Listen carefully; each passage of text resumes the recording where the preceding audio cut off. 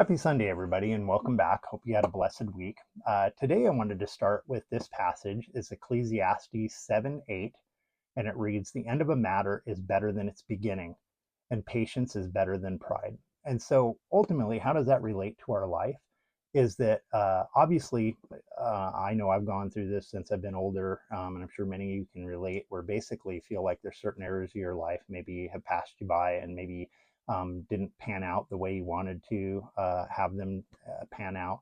And so ultimately, what I would ask you to do in that situation is do not give up.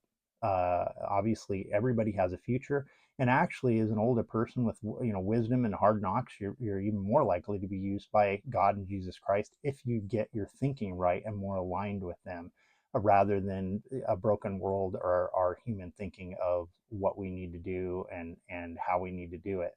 um, you know, my belief from the beginning for a long time has basically been that when you're formed in the womb as basically a brand new spirit, is that ultimately the whole purpose of this place is to teach us and make us and give us identity, give us a personality, and then also give us a decision of whether we are going to accept Jesus Christ as our Savior and God in general, and have that be a free will, mainly because obviously that love and loyalty is basically going to be much stronger if it's done through not force or violence or whatever, and just truly us making that decision. So that being said, is that you think about, for instance, like Abraham and getting impatient with God, waiting for Isaac and getting older and older, and he had Ishmael, and that kind of messed things up.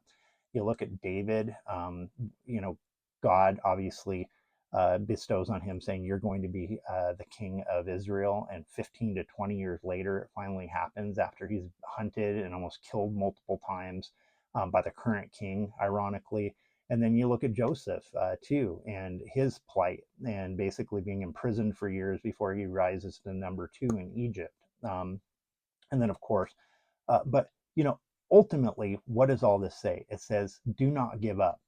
Is that get right, focus on getting right with God, seeing things more through a lens of Jesus Christ and God and how they view the world. Look at this world as a teaching experience, and then you know align yourself with that, and then God will use you, in my humble opinion. So anyway, if you like this message, please like, subscribe, and share, and sure would appreciate it, and we'll go from there. So have a great week. God bless, take care, and we'll see you next time.